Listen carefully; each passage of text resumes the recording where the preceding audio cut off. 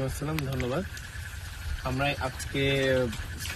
আমরা সারাদিনই আমরা ত্রাণ কার্যক্রম চালিয়েছি। তো সেই ত্রাণ কার্যক্রমের ধারাবাহিকতায় আমরা আজকে রাতের বেলা এসেছি ছনুয়াতে, মধুখালীতে এখন আছি। আমাদের সাথে ছনুয়ার চেয়ারম্যান সাহেব আছেন, নুরুল আমিন চেয়ারম্যান সাহেব আছেন, সংশ্লিষ্ট ওয়ার্ডের মেম্বার সাহেবরাও আছেন। আমরা এখানে বিগত পানিবন্দী মানুষদের জন্য রান্না করা খাবার নিয়ে আসছি। ঢাকা থেকে আমাদের সাথে আছেন সঙ্গীত শিল্পী তেজিৎ মহাজন। উনি রান্না করা খাবারের আয়োজন করেছে আমাদের এই বানবাসী মানুষের জন্য।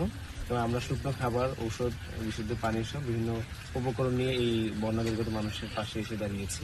তো এখানে এসে যেটা মনে হলো, বন্যা যদি আজকে সারাদিন কোনো বৃষ্টি হয়নি, তাও কিন্তু বন্যার পানি অনেক এলাকাতে নেমে গেলেও ছনুয়ার এই অংশের পানিটা এখনো সেই অর্থে নামেনি। বেশিরভাগ মধুখালীর যে বেশিরভাগ মাটির ঘরগুলো ভেঙে গেছে আমরা দেখতে পাচ্ছি। এবং এই 2 নম্বর ওয়ার্ডে যারা আছেন তারা বেশিরভাগই আশ্রয় কেন্দ্রে তারা অবস্থান করছেন এবং তাদের ভাঙা ঘরবাড়িগুলো আমরা দেখতে পাচ্ছি এবং কয়েকজন এসে সেই ভাঙা ঘরবাড়ি পাহারা দিচ্ছে। তো আমরা রান্না করা খাবারগুলো তাদের হাতে পৌঁছে দিচ্ছি। তারা যদি যেখানে আশ্রয় নিয়েছে সেখানে তারা খাবারটা খেয়ে দিন পার করতে পারে। তো আমরা এই ত্রাণ কার্যক্রমের সাথে সংশ্লিষ্ট ঢাকা থেকে আগত সঙ্গীত শিল্পী তেজিৎ মহাজন সহ তার মানবিক সংগঠন যে মানুষ এবং আমাদের উপজেলার চেয়ারম্যান নুরুল আমিন চেয়ারম্যান সাহেব সহ আরো যারা উপস্থিত আছেন সকলকে সঙ্গে আন্তরিক ধন্যবাদ এবং কৃতজ্ঞতা জ্ঞাপন করছি। তার জন্য দোয়া করবেন।